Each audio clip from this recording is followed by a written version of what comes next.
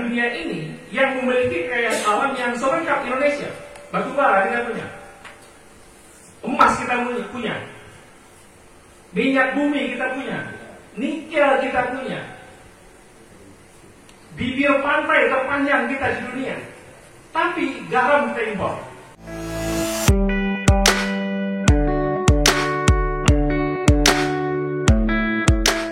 Assalamualaikum warahmatullahi wabarakatuh. Waalaikumsalam warahmatullahi wabarakatuh. Bismillahirrahmanirrahim. Alhamdulillah wa ta'ala billah. Allahumma rabbi shrah li sadri wa yassir li amri wa hlul 'uqdatam min lisani yafqahu qawli. Kepada al-mukarram, kepada kiai, kepada para guru, kepada kiai kami, Kiai Haji Ali Salim, kepada habib kami, kepada Habib Abdul Qadir Alim, kepada kiai kami, Kiai Nora Falili, dan juga sederet para guru yang hadir di depan. Nampak hadir guru kami Kiai Haji Azizi Kontoni yang menjadi moderator kita, Kiai Asmawi Amin,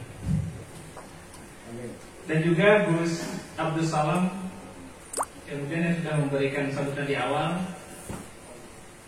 Ustadz Khalid Saifullah, dan juga tidak lupa guru kami Kiai Heru Yasa. Nampak juga hadir Ustadz Izzuddin, dan juga nampak juga mujahid kita Ustadz Azam Khan seperti ini. Zamrud Khan, oh mirip betul, berarti jiwa mujahidnya sama. Para asatid, para kiai, para guru sekalian, pada kesempatan ini kami diberikan izin untuk bicara berkaitan dengan bidang ekonomi. Pertama, kami tentu bahagia sekali berundang jauh-jauh di Jakarta untuk hadir di sini. Ini merupakan satu apresiasi yang luar biasa. Sebab di pondok pesantren pada akhirnya masyarakat berharap akan solusi. Kami dari kampus, akademisi, tidak semuanya akademisi itu berani berbicara tentang solusi. Kalau sudah bicara berkaitan dengan politik, bicara berkaitan dengan hukum dan juga ekonomi, maka cenderung orang itu menghindar dan bahkan kemudian mengucapkan jangan bawa-bawa politik ke kampus. Akan tetapi di sini di pondok pesantren ini kita bicara secara komprehensif masalah umat, berbagai macam bidang, bukan hanya hukum, akan tetapi juga ekonominya, politiknya dilengkapi dengan solusi-solusinya. Kita berharap ke depan akan semakin banyak pondok pesantren yang mengikuti jejak langkah pesantren Al-Isra ini. Amin. Amin. Para tokoh, para asatid, jika kita bicara berkaitan dengan bidang ekonomi, maka sebetulnya kita berbicara tentang salah satu bidang yang paling asasi dalam diri manusia. Sebab tidak satupun aktivitas kita yang tidak melibatkan aktivitas perekonomian. Berjalannya kita di sini, berkumpulnya kita di sini, ini semuanya melibatkan bidang ekonomi. Kita naik motor, beli bensin, ekonomi. Kita ngumpul di sini, listriknya nyala. Kita beli makanan dan segala macamnya, ini semuanya melibatkan aspek-aspek perekonomian. Oleh karena itu, manusia itu memang makhluk ekonomi. Manusia itu adalah homo economicus. Oleh karena itu, jika kita melihat memotret bidang perekonomian, baik atau buruknya bidang perekonomian suatu negara, maka sebetulnya mudah bagi kita cukup dengan melihat jejak langkah perekonomian di dalam manusia-manusianya. Bagaimana potret manusia Indonesia, maka kita akan melihat pada saat yang sama bagaimana potret ekonomi Indonesia. Tadi sudah disampaikan oleh Ustadz Khalid Saifullah di awal, betapa belakangan ini begitu marak yang namanya orang bunuh diri karena masalah ekonomi. Di Jakarta, beberapa hari yang lalu ada orang yang bunuh diri. Bapak membunuh anak, 4 orang anak dibunuh. Bapak yang harusnya memberi makan kepada anak, tapi membunuh 4 orang anak laki-lakinya, menyiksa istrinya, sampai istrinya kemudian masuk ICU rumah sakit, hanya karena alasan perekonomian. Peristiwa yang sama juga terjadi beberapa bulan sebelumnya di Depok, juga terjadi di Jakarta Barat, terjadi di Banten, di Papua, bulan Oktober lalu, 1 bulan yang lalu, itu meninggal 26 orang di Kecamatan Lani, Papua. itu hanya karena faktor perekonomian. Padahal juga kita memahami Indonesia itu merupakan negara yang kaya. Apa yang tidak ada di Indonesia? Kekayaan alam apa yang tidak ada di Indonesia? Tidak ada negara di dunia ini yang memiliki kekayaan alam yang selengkap Indonesia. Batu bara kita punya, emas kita punya, minyak bumi kita punya, nikel kita punya, bibir pantai terpanjang kita di dunia. Tapi garam kita impor, ikan kita impor. Belum lagi, jangan kita berita hal yang lain, dan yang paling mendasar saja kita impor negeri ini. Artinya, jika kita melihat perekonomian Indonesia dengan mata yang jernih, dengan menggunakan hati yang bersih, maka akan sulit kita mengatakan bahwa kondisi perekonomian Indonesia sedang baik-baik saja. Justru sebaliknya, kondisi perekonomian Indonesia itu sedang tidak baik-baik saja. Ekonomi kita sekarang sedang amburadul, sedang kacau. Bagaimana tidak kacau? Harga beras saja naik. Berapa beras sekarang sekilo? 35.000 satu. Biasanya berapa? 3 kilo itu. 3 kilo 32.000, 1 kilonya berarti 12.000. Biasanya berapa? 25.000 naik 10.000. Harga beras naik. Padahal Indonesia dahulunya dikenal sebagai sebuah negeri yang agraris. Tapi beras naik, harga cabai naik, harga sembako naik. Inilah potret perekonomian yang kita rasakan hari-hari ini. Akan tetapi, di sisi yang lain,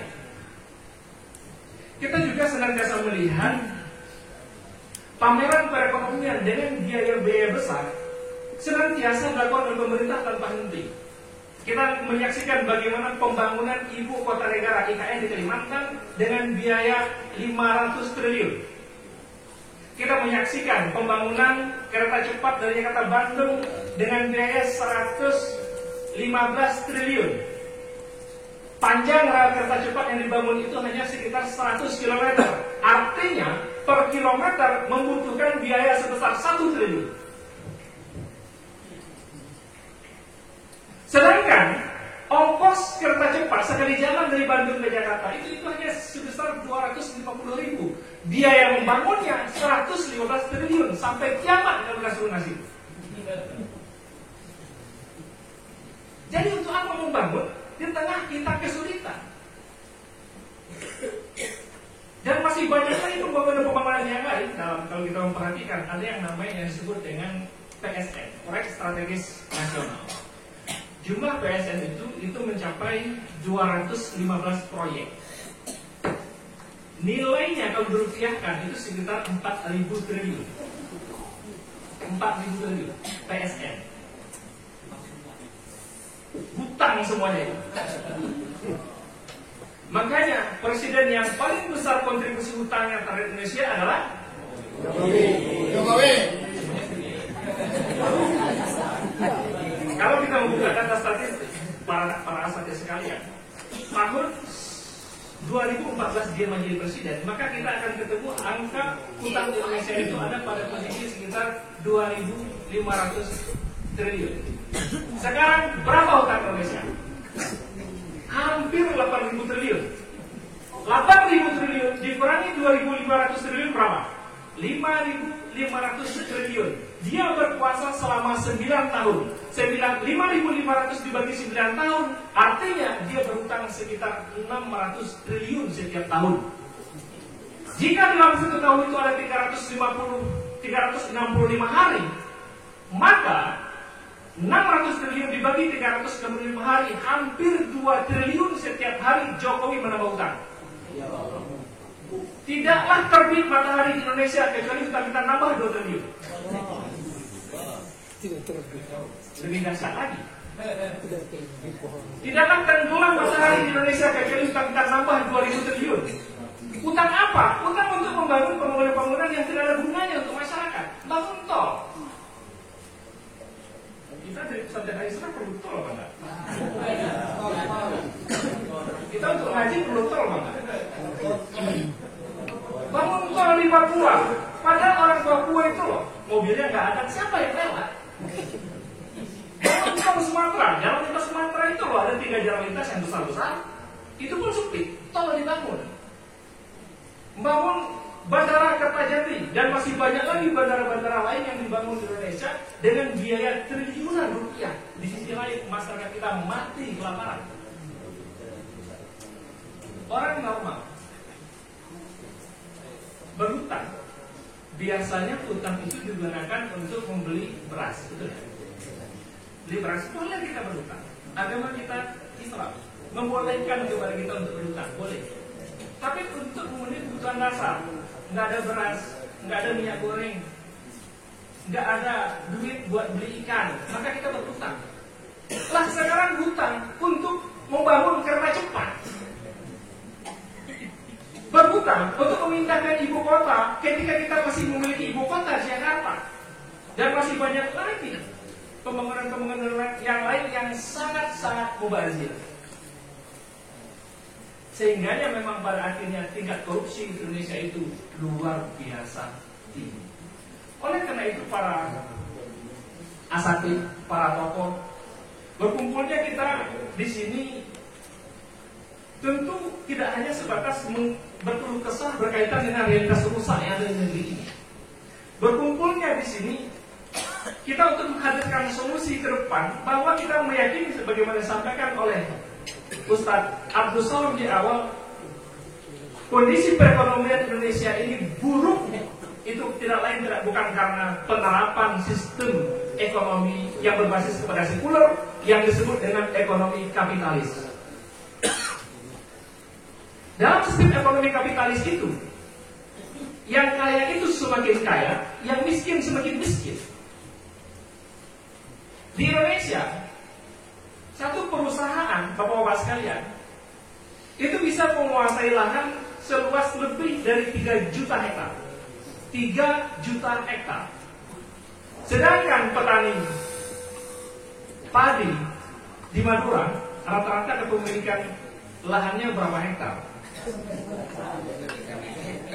Menurut catatan, rata-rata petani kita yang memiliki lahan itu hanya sekitar 0,5 hektar. Kebanyakan di antara mereka bukan pemilik lahan, kebanyakan di antara mereka adalah buruh tani, kuli tani. Lahan kita dikuasai oleh para cukong. Memang Indonesia kaya, tapi yang kaya itu adalah para cukong. Siapa nama-namanya? Nah itu, Anthony Salim, James Riyadi. Itu nama-namanya itu, Eka Cipta. Itu nama-namanya yang kaya. Jadi kekayaan alam Indonesia dikuasai oleh mereka. Bahkan bukan hanya kekayaan alam, termasuk juga lahannya juga mereka kuasai. Jadi kalau begitu kita mau berpijak di mana? Kita mau berdiri di mana? Kita mau tinggal di mana? Anak muda kita yang jumlahnya ke depan akan semakin banyak, mereka akan bertempat tinggal di mana ketika tanah negeri ini sudah dikuasai oleh para cukong. Sekarang kita sudah masuk satu generasi yang disebut dengan generasi Z. Masanya disebut dengan masa bonus demografi. Bonus demografi itu Bapak, itu merupakan satu realitas demografis di mana usia anak mudanya itu lebih banyak dibandingkan dengan generasi tua dan juga lebih banyak dibandingkan dengan generasi yang masih bayi. Jadi generasi itu membengkak gitu. Itu bonus demografi. Sekarang mereka sudah memasuki usia produktif. Mereka sudah ada yang berusia 25 tahun. Artinya semakin ke depan itu kan semakin banyak manusia yang membutuhkan tempat tinggal. Lah, ketika tanahnya sudah dikuasai oleh para oligarki, maka ketersediaan lahan semakin sempit. Tentu tidak menutup kemungkinan ke depan akan terjadi kekisruhan sosial. Ini yang tidak kita inginkan.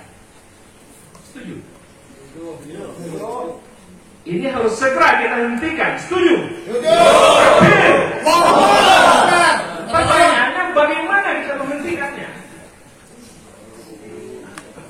Bagaimana kita menghentikan realitas rusak ini? Kita tidak bisa berharap kepada institusi formal, sebutlah misalnya DPR, akan memperjuangkan nasib masyarakat kita, mengembalikan tatanan hukum kita, menghapus undang-undang cilaka Omnibus Law. Pernah dengar nama Omnibus Law? menghapus undang-undang Minerba, memperbaiki undang-undang MK. Apakah percaya kepada DPR? Mustahil rasanya DPR akan bisa memperbaiki tatanan hukum di negeri ini. Oleh karena itu, upaya untuk memperbaiki ini tidak ada yang lain kecuali kita meniru baginda Rasulullah SAW dalam memperbaiki masyarakat jahiliyah. Rasulullah di Mekah memperbaiki realitas masyarakat itu adalah dengan cara mengedukasi masyarakat, dengan menyadarkan masyarakat supaya kemudian mereka mau berislam secara totalitas, hanya mau diatur dengan hukum Islam, hanya mau diatur dengan syariah, dengan Al-Quran. Ketika semua masyarakat sudah sadar, dan hari ini kita memperhatikan kabar baik bagi kita para tokoh, sudah semakin banyak yang mau kembali kepada Al-Quran secara totalitas. Mudah-mudahan ke depan insya Allah semakin lama semakin banyak. Seiring dengan semakin jenuhnya manusia dengan hukum kufur sekarang ini, dan aktivitas yang terus kita lakukan, maka insya Allah hanya dengan cara perjuangan dakwah Islam kafah saja negeri ini bisa diperbaiki. Amin. Allahumma fiq ila qawmit thariq al-khilafah wa'adullah wa busyura Rasulullah. Assalamualaikum warahmatullahi wabarakatuh.